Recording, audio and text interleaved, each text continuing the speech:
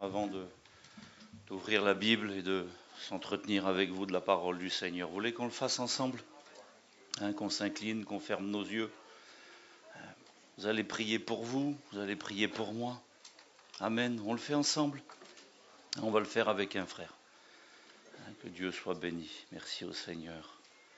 Voilà. Kevin, tu le fais, tu te lèves, tu pries le Seigneur pour moi, puis pour l'auditoire.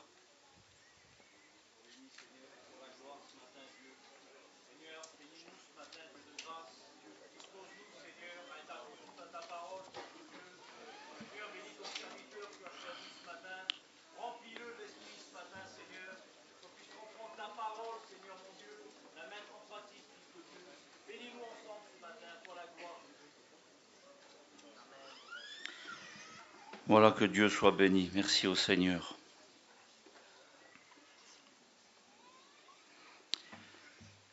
J'aimerais commencer en vous parlant d'un témoignage d'un homme. Cet homme, il s'appelait Zinzendorf. Il a vécu au XVIIIe siècle. C'était un comte, il habitait la République tchèque. Et cet homme était issu d'une famille pieuse des croyants. Et l'histoire raconte qu'il y avait dans une chapelle, dans un endroit, dans une petite ville, il y avait un chrétien qui s'était un jour converti à l'évangile et qui avait peint un tableau qui représentait la crucifixion du Seigneur. Et l'histoire raconte vrai que cet homme qui avait vécu l'expérience de la nouvelle naissance, cet homme qui avait vécu lui-même la croix, avait dépeint le tableau d'une telle manière, il y avait tellement de sentiments dans ce tableau-là, que l'histoire raconte que tous ceux qui passaient dans ce village venaient dans cette église-là pour admirer la toile. Et puis un jour, le comte Zinzendorf est rentré dans cette chapelle.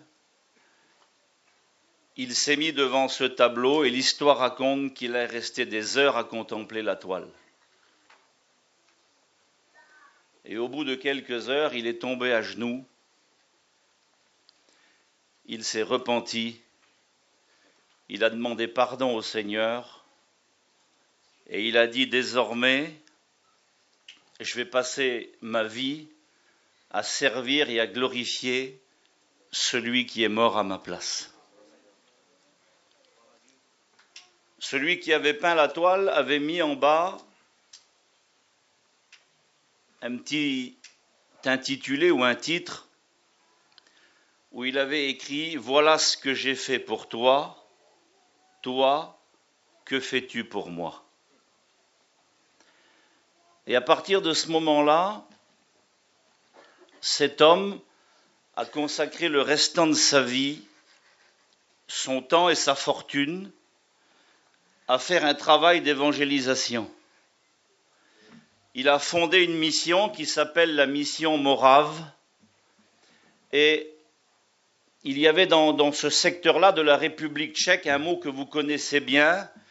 Il y avait des bohémiens. C'était le territoire de la Bohême. Et il a accueilli sur son territoire, à lui, il possédait des terres en grand nombre, il a accueilli des gens de passage qui venaient sur son territoire, il leur permettait de venir ici, de stationner là, de vivre là. Et il en profitait pour prêcher l'évangile à ces hommes-là, à ces femmes-là. Et l'histoire raconte que ces hommes, ces femmes se convertissaient à l'évangile. Et il a décidé, par le biais de cette opportunité-là, de ces hommes qui se déplaçaient quelque part, c'est de là, je vous dis, que vient le mot bohémien, il a décidé, lui, d'aller évangéliser le monde d'alors. Et l'histoire raconte qu'au travers de la conversion de cet homme et de ceux qu'il a emmenés au Seigneur, l'évangile s'est répandu dans le monde entier. Ça a été un des plus gros mouvements missionnaires d'Idou qui n'a jamais existé. Parce qu'un homme s'est converti un jour et parce qu'il a décidé de consacrer sa vie et son temps au service du Seigneur. Et je voulais vous parler de ça avant de vous dire ce que j'ai à vous dire, parce que hier, vous et moi, on a été pendant un moment devant le tableau de la crucifixion et devant la croix. Et je crois, comme moi, puisqu'on n'est pas différents les uns des autres, on est composé de la même manière et on est animé du même esprit. Comme moi, même si hier on n'a pas été tellement fiers de nous devant ce que l'on a vu, parce que devant la croix, c'est bien souvent notre misère qui ressort et notre état, mais ça crée aussi en nous un sentiment, et un désir de vouloir faire et entreprendre des choses pour Dieu, un désir de servir, un désir de donner à Dieu. Eh bien, j'aimerais ce matin, avec la grâce de Dieu, m'entretenir sur un sujet avec vous. C'est un sujet qui me suit depuis un petit moment. Je n'ai pas l'intention d'être long ce matin. J'aimerais vous le partager dans la simplicité. Et je crois devant Dieu que ça nous fera du bien à vous comme à moi ce matin. J'aimerais lire avec vous maintenant dans la parole de Dieu, pour ceux qui ont la Bible avec eux. Je vais tâcher de ne pas être long. Dans l'évangile de Jean, au chapitre 4, une lecture que vous connaissez, je ne la ferai pas entièrement. On va lire à partir du verset 19, si vous voulez.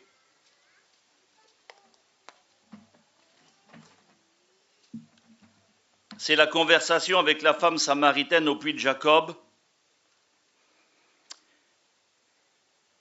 Et la femme lui dit, « Je vois que tu es prophète. » Alors elle dit, « Nos pères ont adoré sur cette montagne et vous, vous dites que le lieu où il faut adorer est à Jérusalem. » Femme, lui dit Jésus, « Crois-moi, l'heure vient où ce ne sera ni sur cette montagne, ni à Jérusalem que vous adorerez le Père. Vous adorez ce que vous ne connaissez pas. Nous adorons ce que nous connaissons, car le salut vient des Juifs. Mais l'heure vient, et elle est déjà venue, où les vrais adorateurs adoreront le Père en esprit et en vérité, car ce sont là les adorateurs que le Père cherche. » Je ne vais rien vous apprendre ce matin en vous disant, par rapport à mon texte, que Dieu cherche de vrais adorateurs. Dieu cherche de vrais adorateurs. Je ne sais pas ce que nous cherchons nous, je ne sais pas ce que tu cherches toi, mais je peux t'assurer devant Dieu que Dieu cherche de vrais adorateurs. Sous-entendu, pas des faux. Des vrais adorateurs. La Bible déclare que le Fils, Jésus, il est venu chercher et sauver ceux qui étaient perdus. Et le Fils, lui, il cherche des pécheurs. Le Père, il cherche des adorateurs. Le Fils, il cherche des pécheurs. Parce qu'on ne peut pas devenir un adorateur si le Fils n'est pas venu au préalable chercher les pécheurs et laver le pécheur. Et ça, je pourrais rejoindre les réunions qu'il y a eu hier, celle du matin et celle du soir.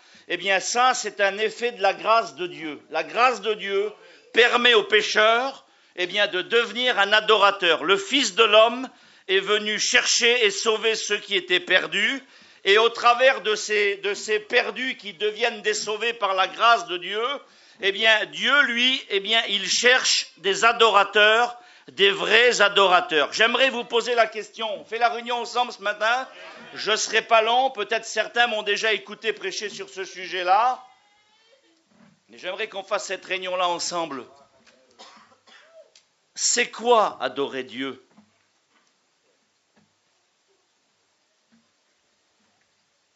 Est-ce que vous vous êtes déjà posé la question ?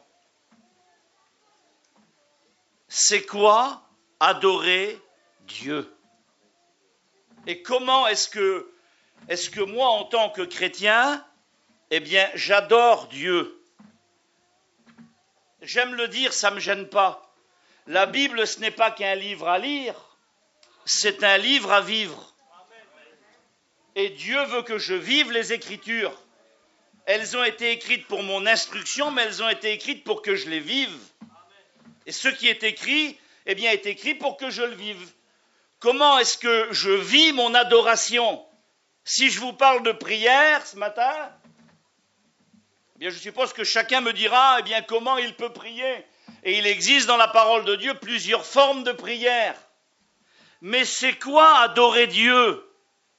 Et comment vous, en tant que chrétien, eh bien, vous adorez Dieu? Est-ce que vous vous êtes déjà posé la question? Le dictionnaire dit qu'adorer, c'est aimer passionnément ou apprécier beaucoup.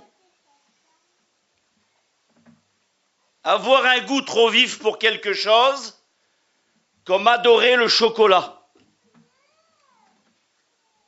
Et puis, je ne sais pas si vous avez remarqué comme moi, mais le mot adorer, on peut l'employer pour tout et pour rien en réalité. Parce qu'on est capable d'adorer sa voiture. On est capable d'adorer son camping. On est capable d'adorer sa maison. On est capable d'adorer ses tapis. On est capable d'adorer sa vaisselle. On est capable d'adorer son chien, son chat. On est capable d'adorer son mari ou ses enfants.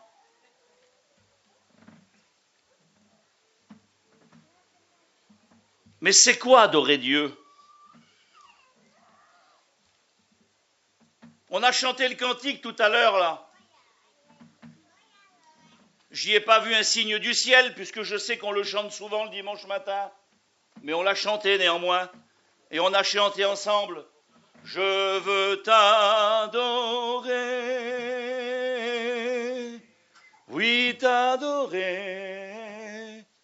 Ma raison de vivre, c'est de t'adorer. Mais c'est quoi adorer Dieu? Et comment toi, est-ce que tu adores Dieu? Vous savez que l'adoration, ce n'est pas des mots. Je vais vous le prouver. L'adoration, ce n'est pas des mots. Chaque fois que vous trouverez dans l'Ancienne Alliance le mot adorer, c'est lié à une attitude, c'est lié à un comportement. C'est souvent lié au mot se prosterner. Se prosterner, c'est ça, c'est se courber. Donc adorer Dieu, pour ceux des fois qui croiraient qu'on adore Dieu en parlant, vous n'adorerez pas Dieu en parlant. Si on veut dire des choses à Dieu qui vont dans le sens de Dieu, ça s'appelle de la louange. C'est pas de l'adoration, ça. La louange, c'est vanter les mérites de Dieu, vanter les mérites de quelqu'un. C'est dire du bien avec sa bouche. C'est louer quelqu'un. Mais c'est pas de l'adoration. Alors c'est quoi adorer Dieu? Je voudrais passer vite. Et je vais vous citer deux exemples. Un dans le Nouveau Testament, un dans l'Ancien Testament. Vous êtes avec moi?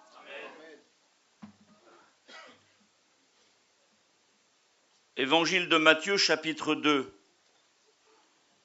verset 1er, je commence par celui-là. Et voilà ce qu'il est dit. C'est la première fois où dans le Nouveau Testament on va trouver le mot adorer.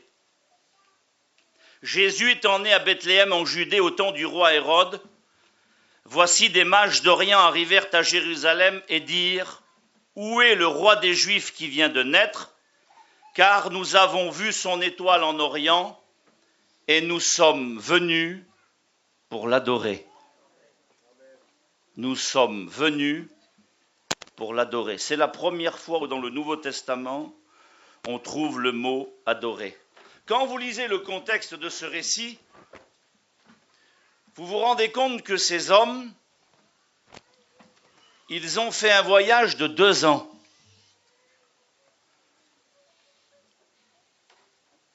Ils ont fait un voyage de 2 ans.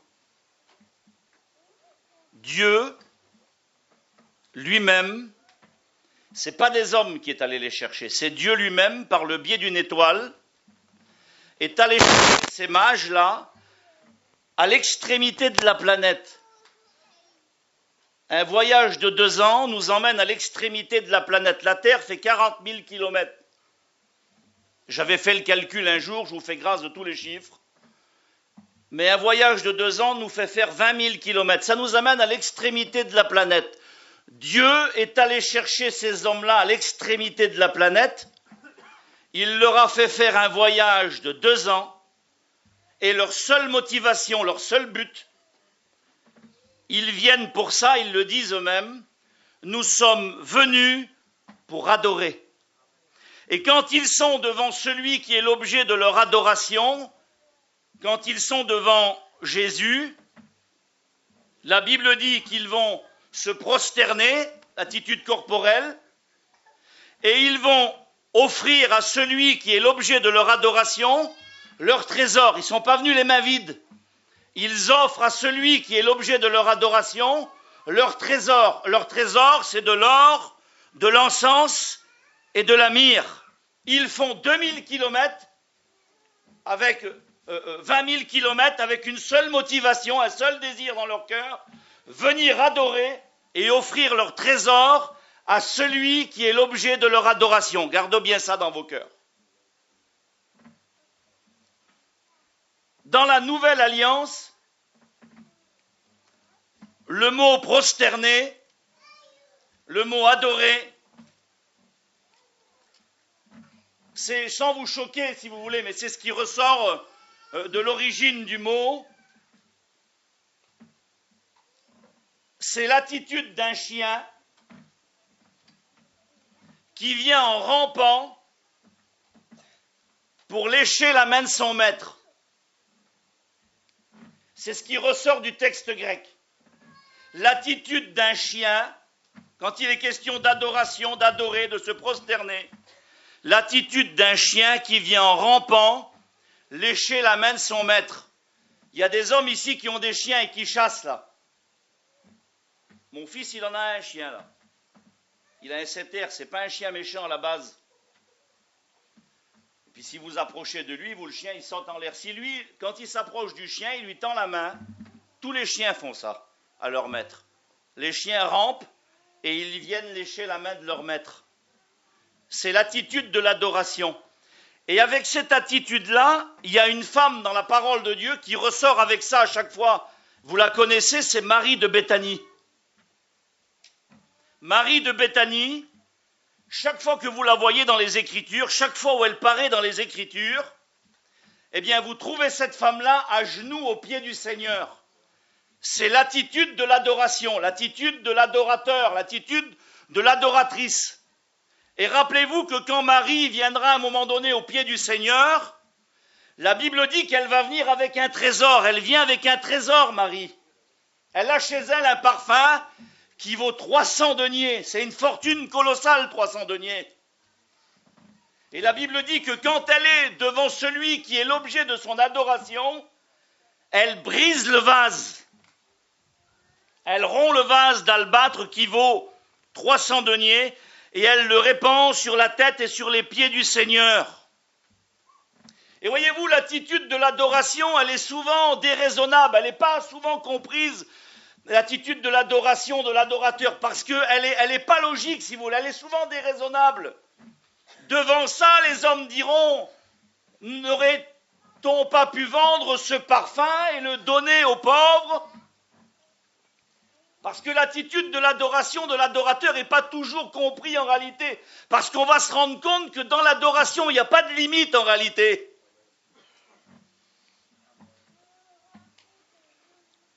Et l'adoration n'est pas toujours comprise. Elle n'est comprise que des vrais adorateurs. Laisse-la, disait le Seigneur. Laissez-la, il a dit sur les hommes, elle a d'avance embaumé mon corps pour ma sépulture. Parce que dans l'adoration, on va être capable de produire des choses même que l'on ignore. On va être capable de produire des choses dont on ignore la portée que cela peut avoir. Elle ne sait pas ce qu'elle est en train de faire. Elle ignore ce qu'elle est en train de faire. Même si Jésus avait tout annoncé d'avance, même s'il avait tout dit d'avance, les disciples, les apôtres avaient du mal à y croire. Et d'ailleurs, ils n'y ont même pas cru. Mais elle, par cet acte d'adoration, elle anticipe déjà ce qui va se produire. L'adoration a souvent une portée qui nous dépasse. Gardez ça aussi dans votre esprit. Je vais y revenir tout à l'heure. C'est aussi pour ça qu'à un moment donné, je cite ça, il y a cette histoire de la femme cananéenne en Matthieu chapitre 15. L'histoire de cette femme syrophénicienne, vous la connaissez, qui a un enfant malade à la maison chez elle.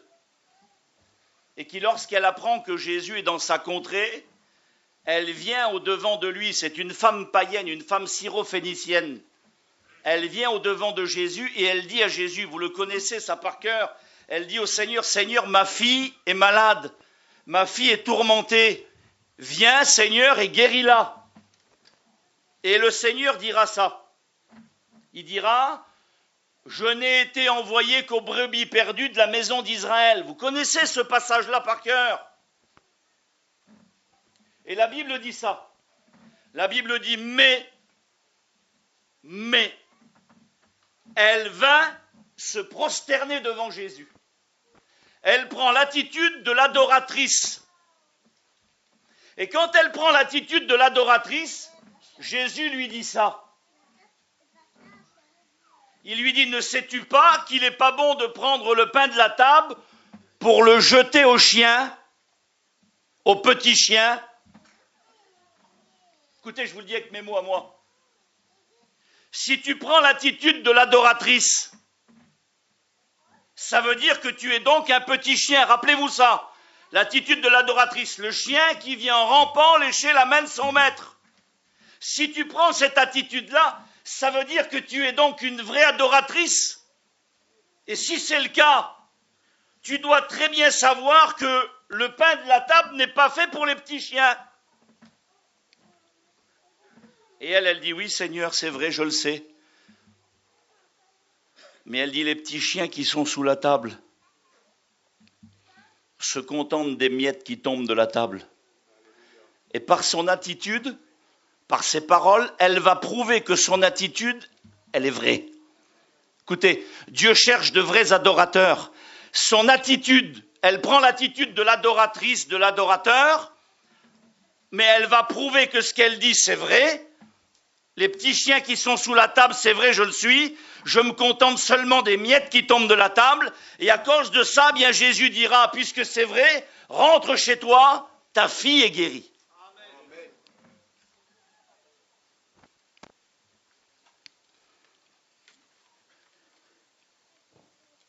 Je vous cite maintenant, je passe un exemple dans l'Ancien Testament concernant l'adoration. Vous êtes toujours avec moi ? Genèse, chapitre 22.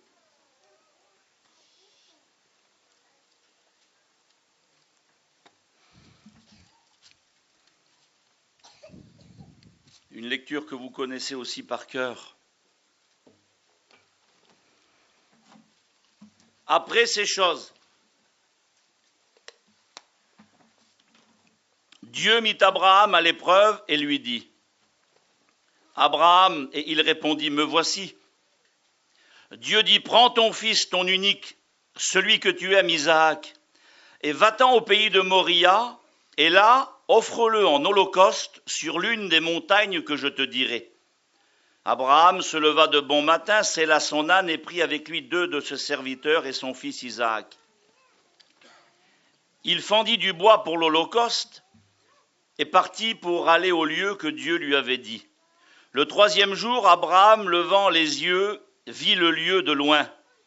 Et Abraham dit à ses serviteurs, « Restez ici avec l'âne, moi et le jeune homme, nous irons jusque-là pour adorer et nous reviendrons vers vous. » Vous êtes là ? Moi et le jeune homme, nous irons jusque-là pour adorer et nous reviendrons vers vous.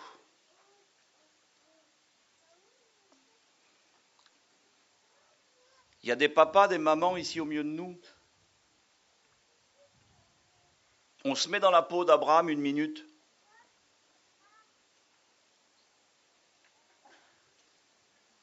Il a réussi sa vie en Dieu. Il est dans son petit lopin de terre. Il a avec lui le fils de la promesse. Abraham coule des jours heureux. Dieu lui a tout donné. Dieu l'a comblé tout au long de ses marches et tout au long de sa vie. Et puis alors qu'il est tranquille, qu'il habite à Beersheba, Beersheba c'est le puits des serments. Alors qu'il est tranquille, à Beersheba, dans le puits des serments, il s'est planté des arbres. Dieu lui parle. Et il lui dit, Abraham, offre-moi ton fils en holocauste, offre-moi ton Isaac. Je veux que tu m'offres ton Isaac. Et vous avez lu comme moi l'histoire, Abraham prépare tout, vous connaissez ça par cœur. Et à un moment donné, il dira, là, à ses serviteurs, restez ici, vous, avec l'âne, moi et le jeune homme, nous irons jusque-là pour adorer et nous reviendrons vers vous. Venez avec moi 2 minutes. Franchement, devant Dieu, de vous à moi. Parce que moi, je me suis posé la question, hormis que vous n'êtes pas comme moi. Si Dieu m'avait demandé ça à moi, jamais dans ma vie, il me serait venu à l'idée de dire, je vais adorer. Peter, est-ce que tu es d'accord avec moi, mon Peter? Est-ce que si Dieu vous avait demandé ce qu'il a demandé à Abraham, est-ce que dans votre esprit à vous, parce qu'Abraham, il n'a pas un esprit tordu, c'est le père des croyants, le père de ceux qui ont la foi. Est-ce que vous auriez dit, vous, je vais jusque-là pour adorer et je reviendrai vers vous? Vous savez ce que j'aurais dit, moi? Si déjà j'avais obéi, si déjà j'aurais été jusque-là, et Dieu connaît mon cœur ce matin, je ne peux pas vous mentir, moi, Dieu le sait. Si déjà j'aurais eu la force de dire oui et de mettre tout en préparation, ce qu'il a fait pour que j'offre un de mes fils qui est là, il y a mon Ruben et l'autre qui va venir là dans quelques jours, si j'avais eu la force de le faire, jamais dans ma vie il me serait venu à l'esprit de dire je vais adorer, je vais revenir. J'aurais dit, moi, je vais aller supplier Dieu de faire autrement. Je vais aller intercéder, je vais me mettre à genoux devant Dieu parce qu'Abraham est l'homme qui connaît Dieu, c'est l'ami de Dieu. Alors il aurait dit, je vais aller demander à Dieu qu'il fasse autrement.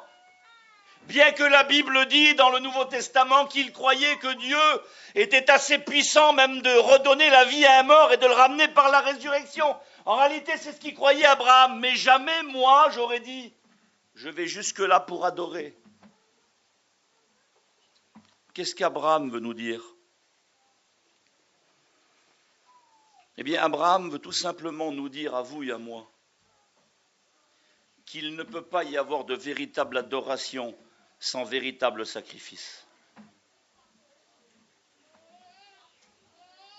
Et que le véritable adorateur, la véritable adoratrice, c'est celui ou celle qui sacrifie à Dieu ce qu'il a de plus précieux.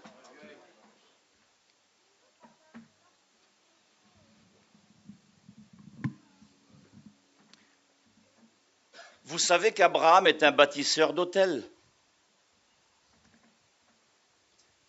C'est un étranger et un voyageur comme nous, et c'est un bâtisseur d'autels.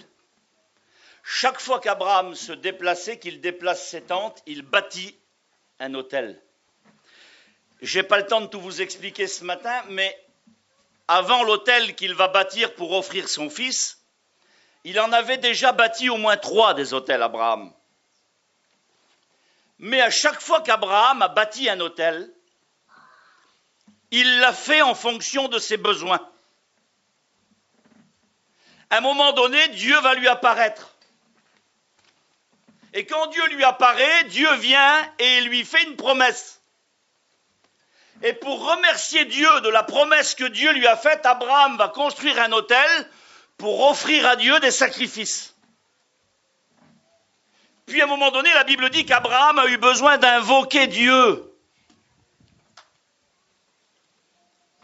Invoquer Dieu, c'est prier.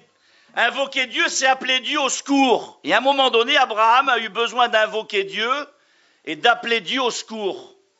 Et quand il a eu besoin de prier, d'invoquer Dieu, d'appeler Dieu au secours, vous avez jamais eu besoin d'invoquer Dieu, vous d'appeler Dieu au secours? Quand il a eu besoin de le faire, il a bâti un autel. Et sur cet autel, il a sacrifié des choses à Dieu. Et puis il a continué encore, il a bâti un autre autel et il l'a fait encore dans le but de remercier Dieu. Chaque fois qu'Abraham a bâti un autel, écoutez bien, suivez-moi,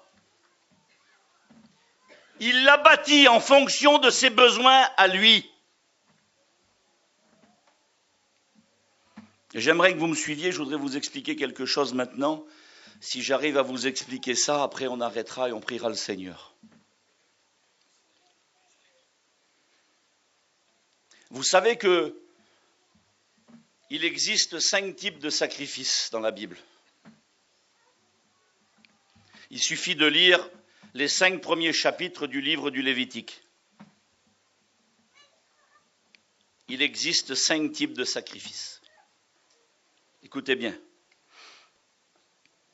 Je vais vous les citer dans l'ordre dans lequel Dieu les a mis, lui. L'Holocauste, le sacrifice d'offrande de ce qui vient de la terre, sacrifice d'action de grâce, sacrifice d'expiation, sacrifice de culpabilité. J'aimerais que vous me suiviez quelques minutes. Je vous fais comprendre quelque chose d'important. Je vous emmène sur le chemin de l'adoration. Je voudrais que vous ne perdiez pas de ça de vue. Et je ne m'éloigne pas de mon sujet. 5 sacrifices. Holocauste, offrande, action de grâce, expiation, culpabilité.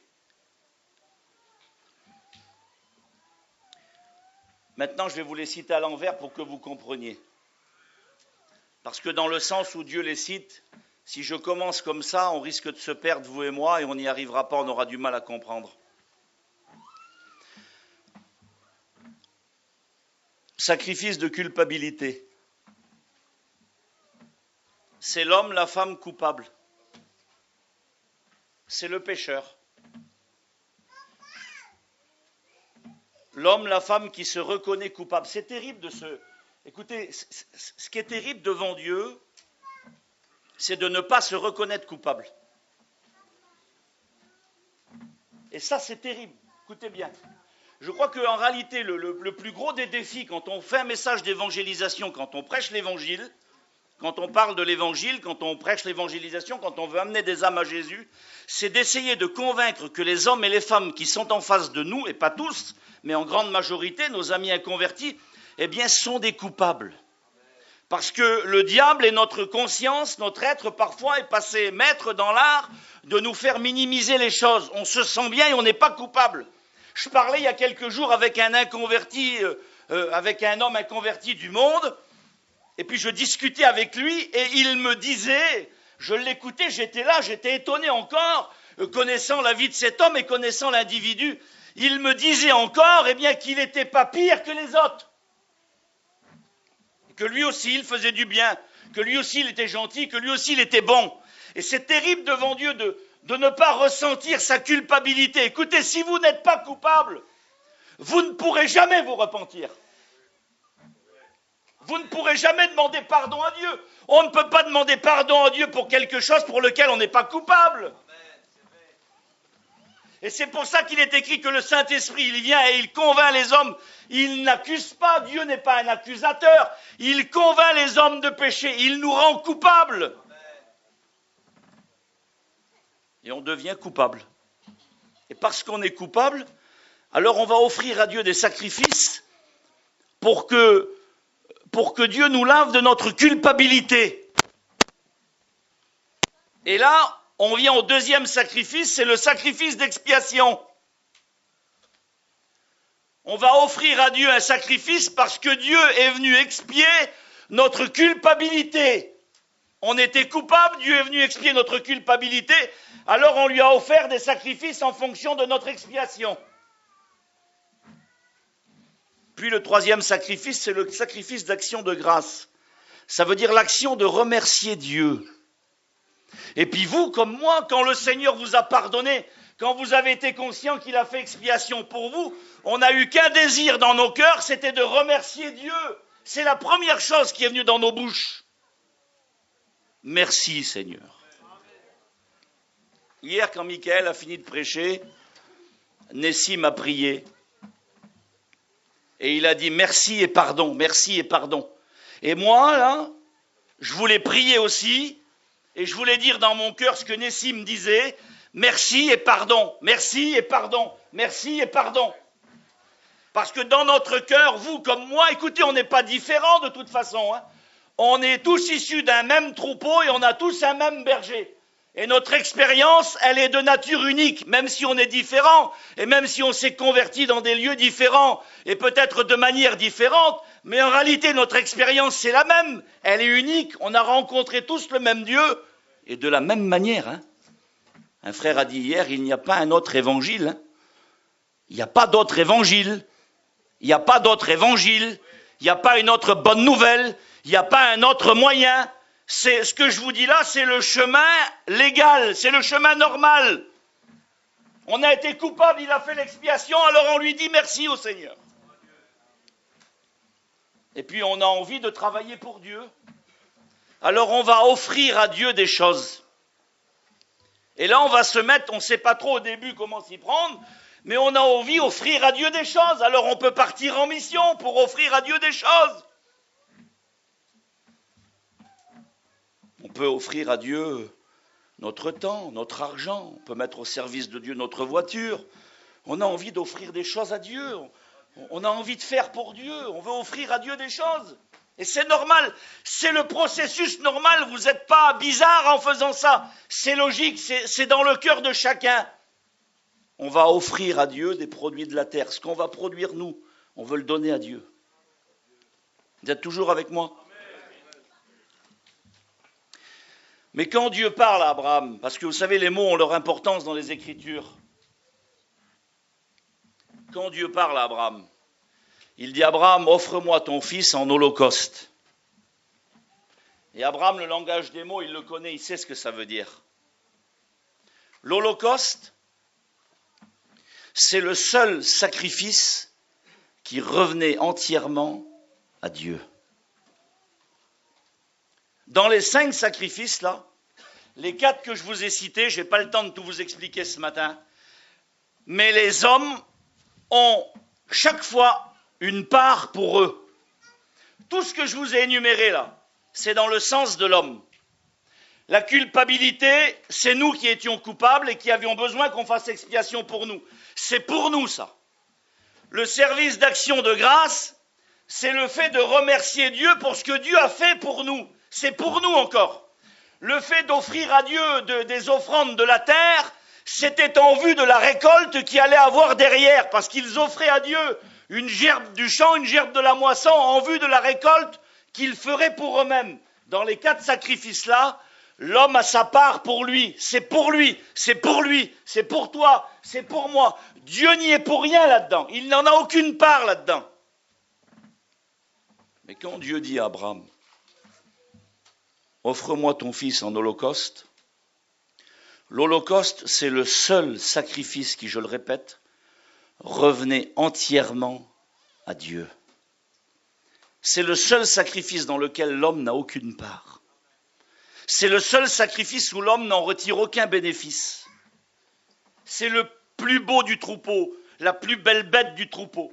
Celui qui était le plus admirable, c'est celui que l'on offrait à Dieu en entier, dans lequel l'homme n'en retirait rien du tout. Et quand Dieu dit à Abraham, offre-moi ton fils en holocauste, Abraham comprend que ce que Dieu veut, il veut qu'il lui sacrifie ce qu'il y a de plus beau et de plus précieux pour devenir un véritable adorateur. Parce qu'il ne peut pas y avoir d'adoration sans sacrifice. Pourquoi Dieu commence par l'Holocauste, lui ? Si vous lisez les 5 premiers chapitres du livre du Lévitique, je vous l'ai dit tout à l'heure, vous vous rendez compte que Dieu commence par l'Holocauste, lui. Si moi j'avais écrit, j'aurais pas commencé par l'Holocauste, j'aurais commencé par le sacrifice de culpabilité, je suis un homme. J'aurais commencé par la culpabilité pour venir à l'Holocauste. Pourquoi, lui, le Seigneur, quand il commence par l'Holocauste? Eh bien, parce que ça, encore une fois, ça nous a été rappelé hier, parce que tout a été créé en lui, par lui et pour lui. Et l'Holocauste, c'est lui. L'Holocauste, c'est Jésus. L'Holocauste, c'est l'agneau de Dieu qui est venu pour ôter le péché du monde. Dans ce contexte-là, livre de la Genèse, c'est la première fois, je vous l'ai dit, que le mot adorer était employé. Vous savez que c'est la première fois aussi où le mot agneau est employé. Le mot agneau est employé ici pour la première fois dans les Écritures. Et vous savez ce qu'Abraham dira? Il dira sur son fils, mon fils, il faut que Dieu se pourvoie lui-même pour son agneau. Il faut que Dieu se pourvoie lui-même pour son agneau. Où est l'agneau, mon père? Et dans le langage d'Abraham, ça veut dire ça. Ça veut dire, mon fils, tu ne sais pas que tous les agneaux que l'on pourra apporter, nous, à Dieu, dans lesquels nous, on pourvoira, ne serviront à rien. Il faut que Dieu se pourvoie lui-même. Il faut que ce soit Dieu qui donne lui-même son agneau. Il faut qu'il se pourvoie. Ce n'est pas simplement pourvoir pour vous ou pour les autres. C'est aussi pourvoir pour lui-même. Il fallait que Dieu soit satisfait. Il fallait que la justice de Dieu soit satisfaite. Si la justice de Dieu n'aurait jamais été satisfaite, il n'y aurait jamais eu de salut pour vous et pour moi. C'est pour ça qu'hier, il était question aussi du sang précieux de Jésus. Parce qu'il fallait que la justice de Dieu soit satisfaite. Ça commence avec l'agneau, avec l'Holocauste. C'est Dieu qui est venu présenter au monde son agneau. Voici l'agneau de Dieu, l'agneau que le Père est venu présenter au monde. C'est lui l'agneau de Dieu, c'est lui l'Holocauste. Suivez-moi quelques minutes, je fais le chemin à l'envers. L'offrande, c'est le 4e. Dans le sens de Dieu, c'est le 2e. C'est quoi l'offrande? C'est l'offrande de grains broyés. C'est l'offrande de grains broyés. Et ça, c'est l'humanité de Jésus sur la terre. C'est le brisement de la vie de Jésus sur la terre. C'est le grain de blé qui tombe en terre et qui meurt. C'est le grain de blé qui va tomber en terre et que s'il ne meurt, il ne peut produire la vie. L'offrande de grains broyés, c'est le sacrifice du don de la vie de Jésus sur la terre. Le sacrifice d'action de grâce est aussi appelé sacrifice de paix. Et c'est Jésus venant faire la paix sur la terre par les hommes, parmi les hommes. Et Jésus est venu réconcilier les hommes avec Dieu. Il est venu faire la paix avec nous. La présence de Jésus sur la terre était le signe visible que Dieu voulait faire la paix avec les hommes, parce que Dieu était en Christ, réconciliant le monde avec lui-même. Et puis Jésus a pris sur lui, ça a été rappelé hier tout ça, notre culpabilité. Il a pris sur lui notre culpabilité pour faire l'expiation pour nous. Il a fait le chemin à l'envers, le Seigneur. De l'Holocauste, il est devenu coupable. Il a fait le chemin à l'envers. Vous savez pourquoi? Pour nous mettre à l'endroit à nous. Parce qu'avec Dieu, ça commence dans la sainteté, ça commence dans la gloire. C'est curieux, Seigneur, quand Dieu donne les plans du tabernacle à Moïse, j'aurais commencé par le dehors, moi. Quand vous construisez une maison, vous commencez par les murs, vous. Vous commencez pas par l'intérieur, vous mettez pas le salon, vous mettez pas la cuisine tant que vous n'avez pas mis les murs. Eh bien, quand Dieu donne les plans du tabernacle à Moïse, vous savez par quoi il commence, lui? Il commence par le lieu saint, par l'arche, par le chandelier, par la table. Et puis il va vers l'extérieur, parce que Dieu commence toujours de l'intérieur pour aller vers l'extérieur. Vous savez pourquoi? Il est obligé de sortir pour venir à notre rencontre. Parce que de nous-mêmes, on est incapable d'aller là-bas. De nous-mêmes, on ne peut pas y aller. Alors il faut que lui vienne nous montrer le chemin, la voie. Alors lui, il commence de l'intérieur pour sortir vers l'extérieur. Vous avez cette image dans le livre du prophète Ézéchiel, où à un moment donné, Dieu quitte le lieu très saint, se met à l'entrée du temple, quitte le temple, se met sur la montagne des Oliviers, et quitte la montagne des Oliviers pour aller à la recherche des âmes perdues de la terre entière. Il va de l'intérieur vers l'extérieur. Il est devenu coupable pour nous. Et maintenant, parce qu'on est devenu coupable, écoutez, suivez-moi quelques minutes. Il nous prend par la main. Et au coupable, eh bien, il nous rappelle qu'il a fait pour nous expiation. Et que désormais, eh bien, nous sommes lavés dans le sang de Jésus. Nous sommes propres désormais. La dette a été payée dans l'intégralité. On ne doit plus rien. Plus personne ne doit rien. Personne n'a rien à réclamer. Tout est accompli. Et puis on s'est mis à remercier Dieu, à offrir à Dieu des choses. Et on l'a fait probablement toute notre vie. Mais c'est quoi adorer Dieu ? Adorer Dieu, c'est offrir en holocauste à Dieu ce que j'ai de plus précieux, de plus cher, ce que j'ai de plus important. Je voyais Didou qui témoignait tout à l'heure. Et comme vous, j'écoutais ce qu'il disait par rapport à ce qu'il fait, que ce soit lui comme les autres missionnaires. Vous voulez que je vous dise, je me disais dans moi, Didou, c'est vrai devant Dieu. Je me disais, c'est l'attitude de l'adorateur, l'homme qui sacrifie. Celui qui pourrait être en mission. Celui qui pourrait être, parce qu'en réalité, on est bien en mission. Hein. Vous n'êtes pas bien, vous, ce matin-là ? C'est l'homme qui sacrifie à Dieu et qui donne à Dieu ce qu'il y a de plus beau, de plus précieux. C'est le dernier autel qu'Abraham bâtira. Il a appelé cet autel Jéhovah Jireh, le Dieu qui voit et le Dieu qui pourvoit. Le Dieu qui voit et le Dieu qui pourvoit. Je termine dans 5 minutes, écoutez. Quand Abraham va offrir son fils en sacrifice, la Bible dit qu'on est sur les collines de Moria, du mont Moria. C'est un ensemble de collines. Et quelques années plus tard, David va vouloir faire construire une maison à Dieu, le temple. Et la Bible dit qu'à un moment donné, il va arriver dans une pièce de terre qui appartenait à un homme qui s'appelait Ornan. Et Dieu va lui dire, c'est là que tu construiras le temple, sur l'aire d'Ornan le Jébusien. Il a acheté la portion de terrain, et la Bible dit qu'il a fait monter le temple ici, à cet endroit-là précis. Les Juifs disent que c'est l'endroit précis où Abraham avait offert son fils en sacrifice. Il y allait à une pierre sous l'édifice du temple qu'on ne peut pas voir aujourd'hui.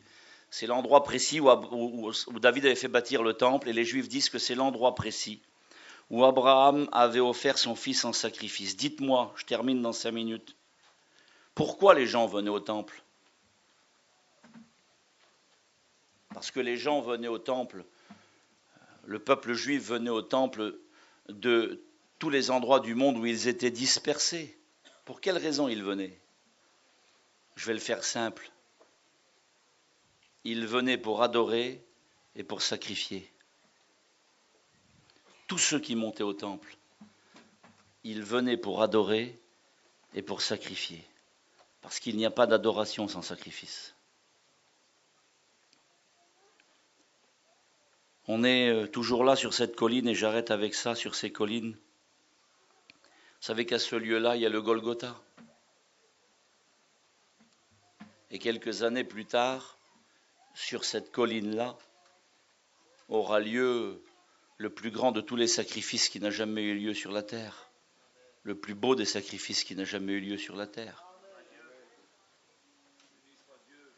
Jésus se livrant et donnant sa vie pour chacun de nous. Jésus, dans son humanité, est l'image du véritable adorateur. Quand il est venu sur la terre, eh bien, il est venu avec un corps que Dieu lui a formé. Et c'est avec son corps, ce corps-là, qu'il est venu accomplir la volonté de Dieu. Et il est venu donner sa vie et son corps sur la terre comme image de l'adoration et du véritable adorateur, sacrifier sa vie. De Jésus va naître l'Église. L'Église, elle naît de l'eau et du sang qui coule du côté de Jésus. Et l'Église, c'est un lieu d'adoration et de sacrifice. Écoutez ce qu'il est dit et je termine.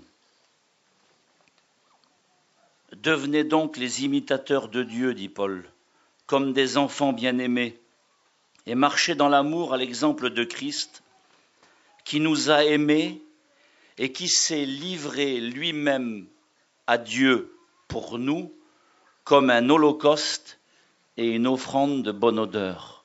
Le véritable holocauste, c'était lui. Il s'est livré lui-même à Dieu. Je dis juste ça en parenthèse. Vous savez qu'avant de se donner pour les hommes, c'est avant tout à Dieu qu'il se donne. Je vais le redire. Avant de se donner pour les hommes, c'est avant tout à Dieu qu'il se donne. Il s'est livré lui-même à Dieu. Avant de se donner pour les hommes, c'est avant tout à Dieu qu'il se donne. Il s'est livré lui-même à Dieu pour nous. Et dans le sacrifice, dans l'Holocauste, c'est notre vie que nous livrons nous-mêmes à Dieu. C'est à lui et c'est pour lui. Écoutez, j'aimerais vous rappeler tout simplement ce matin qu'il nous a de toutes les façons déjà tout donné. Les chrétiens sont les gens les plus comblés de la terre. Nous avons tout pleinement en lui. Nous sommes assurés de notre héritage pour demain. Nous n'avons aucun souci à avoir pour l'avenir. Le monde est inquiet. Les gens cherchent des solutions. Ils essayent de trouver des solutions aux problèmes de ce monde, au réchauffement climatique, à la nourriture, et ainsi de suite, à la paix dans le monde. Laissez-moi vous dire que les chrétiens, nous, notre avenir est assuré, il est tracé en Dieu. On a une vie comblée sur la terre, on est heureux. Dieu est avec nous, nous possédons tout. D'ailleurs, la Bible dit que nous avons tout pleinement en lui. Tout pleinement en lui. Ouvrons nos yeux. Ouvrons nos yeux, nous avons tout. Ce qu'il veut, lui, c'est nous. Ce qu'il veut, lui, c'est nous.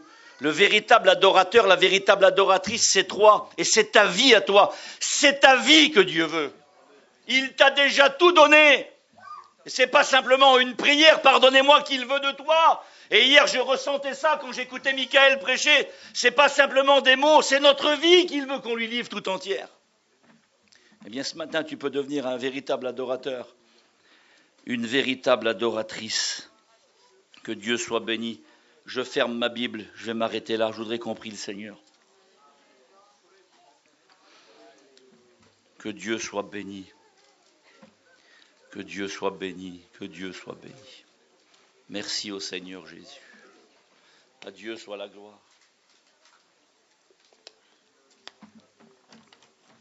Seigneur, à toi la gloire. Merci à Dieu. Merci à Dieu. Combien de vrais adorateurs parmi ton peuple, Seigneur.